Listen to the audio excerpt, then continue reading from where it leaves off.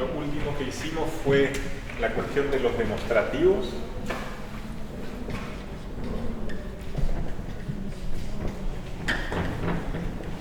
Y ahí vimos que una de las cosas que caracterizaba el Endlet era que los demostrativos podían ser espaciales, como en castellano, pero también podían ser temporales, ¿no? Ese fue un tema, el último que tocamos. El otro tema de esta mañana fue que el verbo cambia de forma en dos contextos diferentes. Uno era después de país y otro era cuando no está al inicio de la frase. Esos fueron los dos temas que hablamos esta mañana, ¿no? Ayer, cuando empezamos a hablar de los verbos, hablamos del paradigma, es decir, el conjunto de todas las formas que están asociadas a una palabra madre. Y vimos una cosa interesante del paradigma del verbo en Endlet, que era que hay formas diferentes para la dirección del movimiento, ¿no? Teníamos aklenga y aklenakmo, una diferencia de dirección, ¿no? Y esto era una diferencia que se hace en el verbo mismo, ¿no? Así como en el castellano el verbo tiene formas diferentes según el tiempo, en Endlet el mismo verbo tiene formas diferentes según la dirección. Si es la dirección hacia acá, va a ser una forma, y si es la dirección hacia allá, va a ser otra. Mientras que el tiempo en sí se expresa por una palabra separada, que no hace parte de la palabra verbal. Entonces, esta noción fue la que exploramos al hablar de paradigma. Las categorías que hacen un paradigma en Endlet son diferentes de las que hacen un paradigma en castellano. Los tiempos son importantes en castellano, mientras que en Endlet la dirección es algo importante. Y también el género y el número que se expresan en Endlet con estos prefijos, ¿no? Vimos que en cada forma verbal iba a haber un prefijo que iba a indicar género y número. Ese fue el último tema de ayer. El penúltimo tema de ayer, ¿se acuerdan que hablamos de los sustantivos, ¿no? Y vimos que había dos tipos de sustantivos al menos en la forma en que se expresaba el poseedor. Teníamos, por un lado, los sustantivos como tenmapak, que expresaban el poseedor con una palabrita aparte, y por otro teníamos sustantivos como acquisi, en que el poseedor se expresaba con un prefijo. Y les pusimos un nombre a estas dos clases de sustantivos, que es un nombre provisorio, ¿no? No me parece que hace falta que este nombre quede para siempre. Estos son sustantivos que nos hablan de cosas de las que nos podemos desprender. Entonces dijimos separables, y estos sustantivos son sustantivos que designan cosas de las que no podemos desprendernos. Y esta era de nuevo una distinción que el castellano no hace.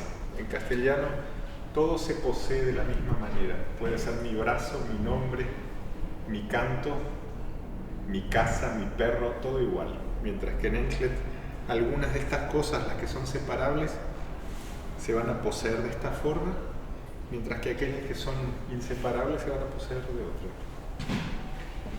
Y luego el tema de anteayer fue más la discusión de la ortografía, ¿no? de la escritura. Y las dudas que ustedes levantaron con la escritura tenían que ver con la existencia de lo que llamamos dígrafos. Eso sería, entonces, ortografías es el tema general, o escritura el tema general. Y acá surgieron varios subtemas. Uno era el de los dígrafos. Y los dígrafos son tres, NG y QU, que son combinaciones de dos letras, pero que tienen un único sonido, ¿no?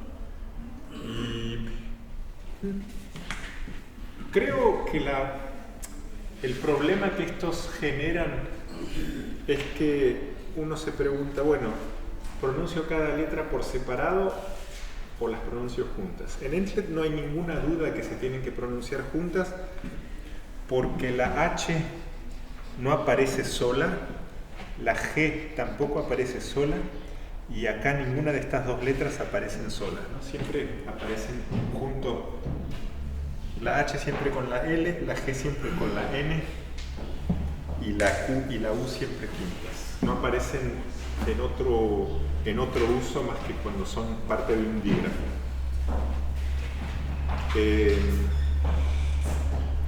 Luego yo tenía muchas dudas sobre la escritura, pero creo que para ustedes estas no son dudas muy importantes,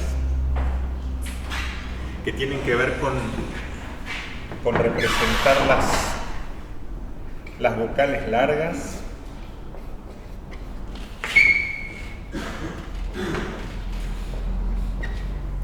y también la llamada oclusiva glotal, que se escribe con el apóstrofo, esta de acá. Me parece que eso fue más para mí que para ustedes. Siempre que discutíamos cómo se tenía que escribir una palabra, había un consenso sobre la manera de hacerlo y yo a veces pensaba que escuchaba algo largo y en realidad ustedes me decían que era corto, o escuchaba el apóstrofo en lugares a donde ustedes me decían que no estaba. Entonces, si ustedes están de acuerdo con esa manera de escribir las palabras, no hace falta que lo discutamos más, es un problema más mío de escuchar mejor y hacer esa conversión entre lo oído y lo escrito. Bueno, hubo mucha discusión ya, pero si quieren podemos volver a cualquiera de estos temas. A mí el que más me gustó fue el de los paradigmas. La discusión que hubo sobre parónico y polisémico, sí. ¿En qué dimensión entra? Perdón, esa fue la que me olvidé.